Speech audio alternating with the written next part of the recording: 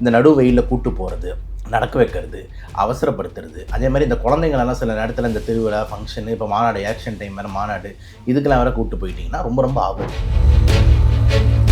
Especially morning ஒரு 11 AM ஒரு 2 PM வரைக்கும் இருக்கிற சன்னுன்றது ரொம்ப ஆபத்தானது. அதை தாண்டி கூட்டு போகிறோம் அப்படின்னா ரொம்ப எமர்ஜென்சி தேவைன்னா கூப்பிட்டு போங்க. முடிஞ்ச அளவுக்கு ஸோ அந்த ஹைப்போதலாமஸ்ன்றது இந்த பேசல் கேங்லியான்ற ரீஜன் இருக்குது. அதுதான் டெம்பரேச்சர் குருன்னு சொல்லுவோம்.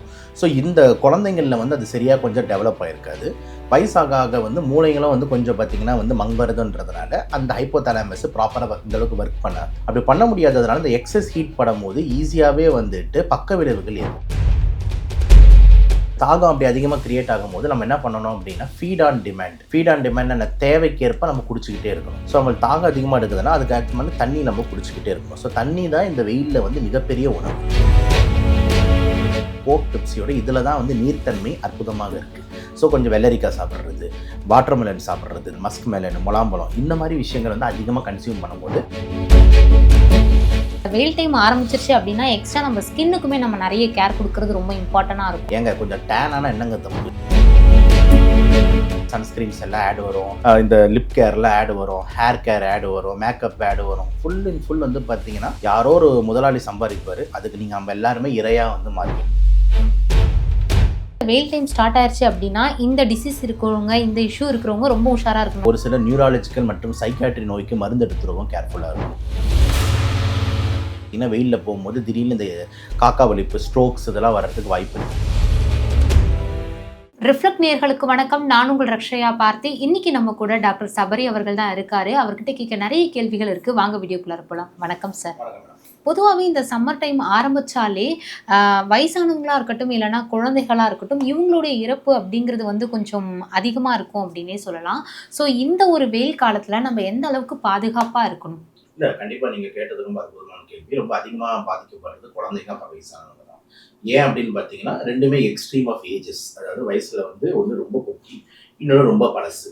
ஸோ இது ரெண்டுத்துலையுமே பார்த்தீங்கன்னா நம்ம மூளையோட அந்த இம்பார்ட்டண்ட்டாக அந்த டெம்பரேச்சர், அதாவது நம்மளோட வெப்பத்தை ரெகுலேட் பண்ணுற ஒரு முக்கியமான இடம் இருக்குது.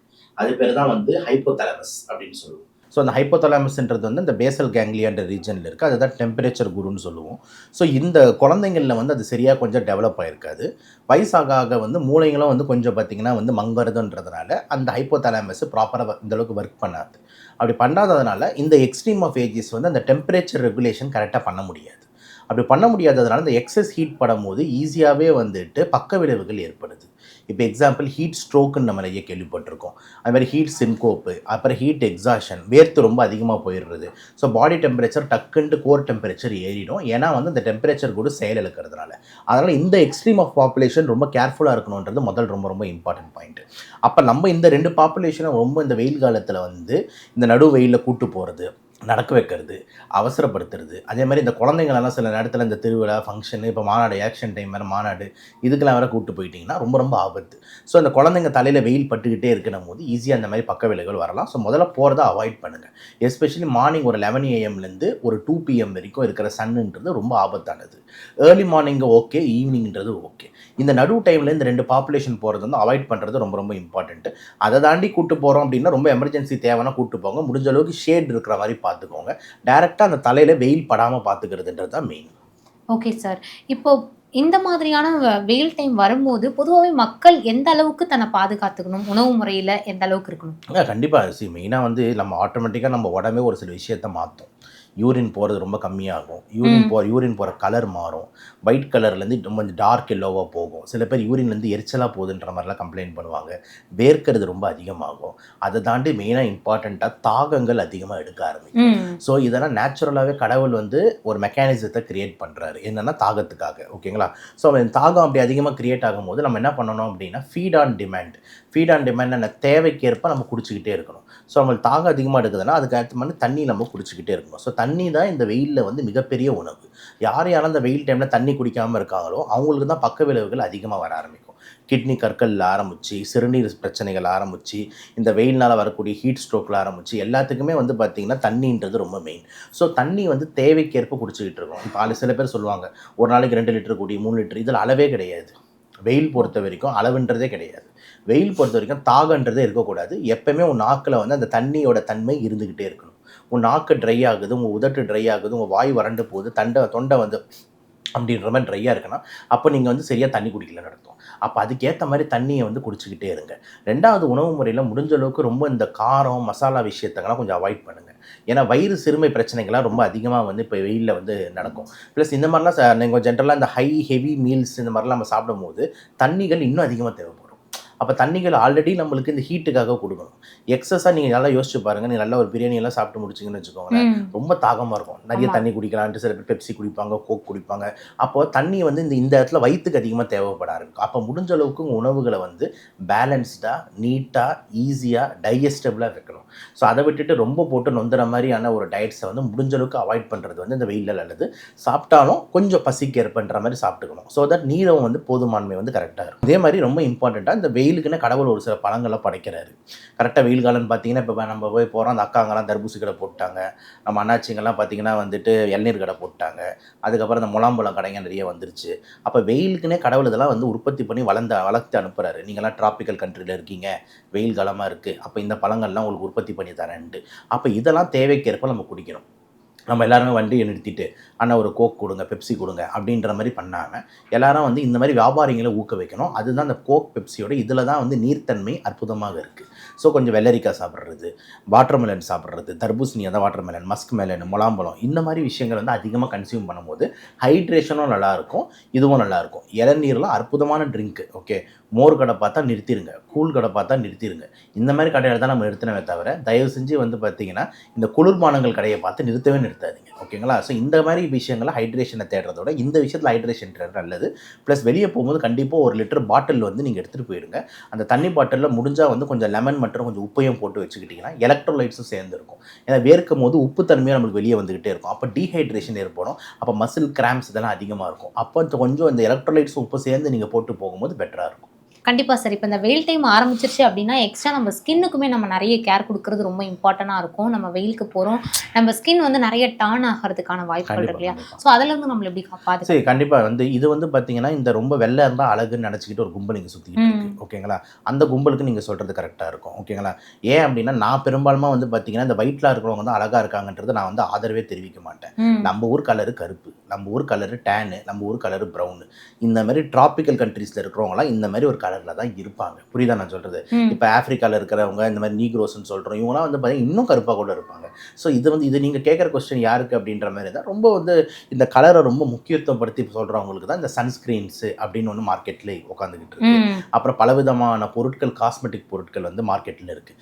இதெல்லாம் நல்லா வியாபாரம் பண்ணுறாங்க, அவ்வளோதான் நான் சொல்கிறேன். ஓகேங்களா? ஏங்க கொஞ்சம் டேன் ஆனால் என்னங்க தப்பு? இவ்வளோ தான் நான் கேட்குறேன். வெயில் வந்து படுது அப்படின்னா இப்போ நம்ம ஒரு டேன் ஆகிறதுக்கு தான் வெள்ளைக்காரன் வந்து அவன் ஊர்லேருந்து இங்கே வெயிலை தேடி வரான். ஓகேங்களா? நான் சன் பாத் எடுக்க வரேன் அப்படின்னு வராங்க.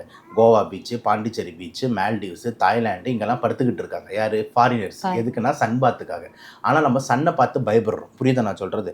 ஸோ சன்னுன்றது நல்லது. கொஞ்சம் கொடுமான அளவுக்கு வந்து டெய்லி ஒரு 20-25 நிமிஷம் சன்கள் வந்து பட்டுதுனா தான் விட்டமின் டி சுரக்கிறது நல்லாயிருக்கும். ஓகேங்களா? Sun is the natural source of vitamin D. So அப்போ இந்த விட்டமின் டினால தான் இங்கே ஏகப்பட்ட பெண்களுக்கு மூட்டு பிரச்சனை, இடுப்பு பிரச்சனை, கர்ப்பப்பை பிரச்சனை, எதுவுமே சக்தி இல்லை அப்படின்னு சுற்றிக்கிட்டு இருக்காங்க. அப்படின்னும் போது சன்னை பார்த்து நீங்கள் ரொம்ப பயப்படாதீங்க. ஸோ அதையும் தாண்டி நீங்கள் சரி ஓகே, சில பேர் சென்சிட்டிவ் ஸ்கின்னாக இருக்காங்க, இந்த வெயில் பட்ட உடனே எனக்கு பொறி வந்துடுது, ஆக்னி வந்து, அப்போனா கண்டிப்பாக நீங்கள் சொல்கிற மாதிரி சன்ஸ்க்ரீன்ஸ்ன்றது ஒரு இம்பார்ட்டன்ட் ஆப்ஷனாக இருக்குது. ஆனால் அதுலேயும் அந்த சன்ஸ்க்ரீன்ஸும் பொறுத்த வரைக்கும் நிறைய பேர் வந்து வெளியே போகும்போது அப்ளை பண்ணுறதுன்றது தவறு. வீட்டுக்குள்ளேயே போட்டுட்டு ஒரு அரை மணி நேரத்துக்கு அப்புறம் தான் வெளியே போகணும். ஏன்னா சன்ஸ்க்ரீன்ஸ் வேலை செய்ய ஆரம்பிக்கிறதே ஒரு 20 மினிட்ஸ்க்கு அப்புறம் தான். போட்ட உடனே இப்படி நீங்கள் இப்படி போட்டிங்க அவ்வளோதான் ப்ரொடெக்ஷன் அப்படின்னு நினச்சிங்கன்னா கிடையாது. சன்ஸ்க்ரீன் லேயர் ஃபார்ம் ஆகி அந்த SPFலாம் வரதுக்கு 20 மினிட்ஸ் to 25 மினிட்ஸ் ஆகும். ஸோ போகிறதுக்கு இத்தனை நிமிஷம் முன்னாடி தான் நீங்கள் சன்ஸ்க்ரீன் போட்டு வந்து போகணும்.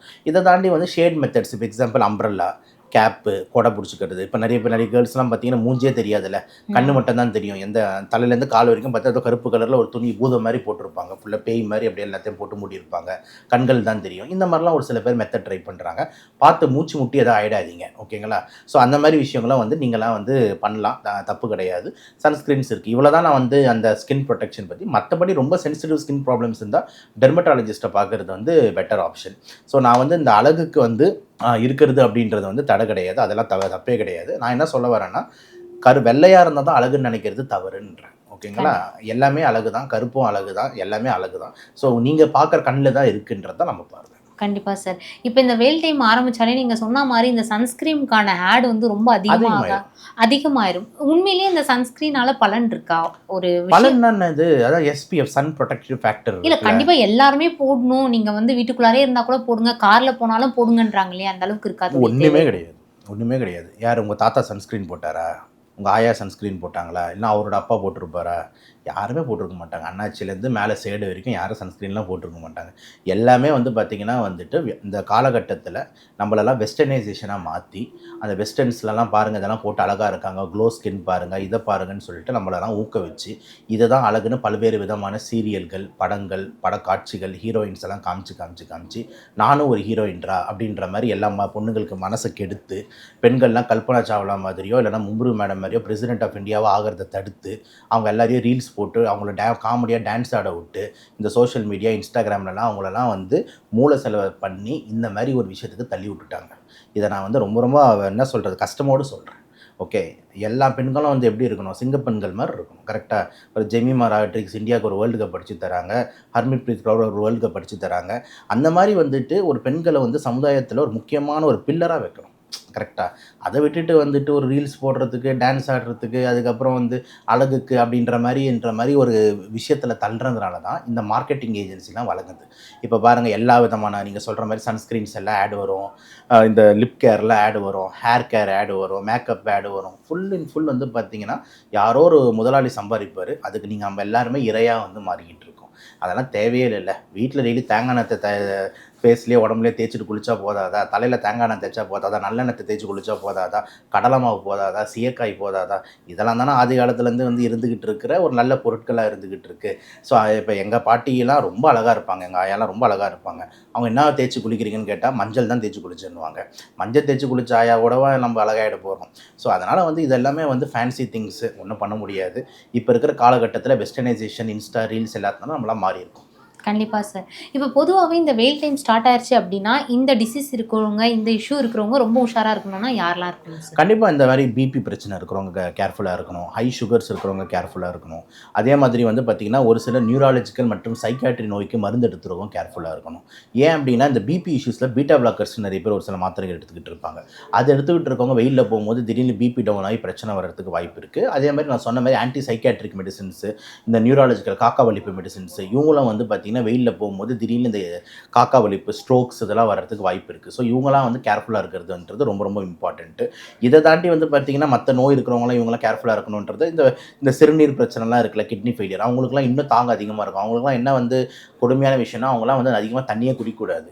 கிட்னி ஃபெயிலியர் இருக்கிறவங்களுக்கு. ஏன்னா கிட்னி வேலை செய்யலல்ல. ஸோ அவங்களுக்கு டாக்டர் சொல்ற இன்ஸ்ட்ரக்ஷன் ஒரு நாளைக்கு நீ 1/2 லிட்டர் தண்ணி தான் குடிக்கணும். 1 லிட்டர் தண்ணி தான் குடிக்கணும்னு. அப்ப இந்த வெயில் காலத்தில அவங்க நிலைமைய யோசிச்சு பாருங்க. வெளிய போனாங்க அப்படின்னா, தாகம் பயங்கரமா எடுக்கும்ல வேர்வை. அப்ப அவங்க தண்ணி குடிக்கிறதும் கம்மியா தான் குடிக்கணும்னா, அவங்களுக்கு ரொம்ப கஷ்டமா இருக்கும். அப்ப இந்த மாரி ஆளுங்கலாம் முடிஞ்ச அளவுக்கு வெயில வந்து அவாய்ட் பண்ணுங்கன்றது தான் பார்வையா இருக்கு. கண்டிப்பா சார். இவ்ளோ நேரம் ஒதுக்கி இத்தன விஷயங்கள மக்களுக்கு வந்து ரொம்ப முக்கியமான ஒரு விஷயத்த வந்து ஷேர் பண்ணியிருக்கீங்க. ரொம்ப நன்றி சார். நன்றி மேடம்.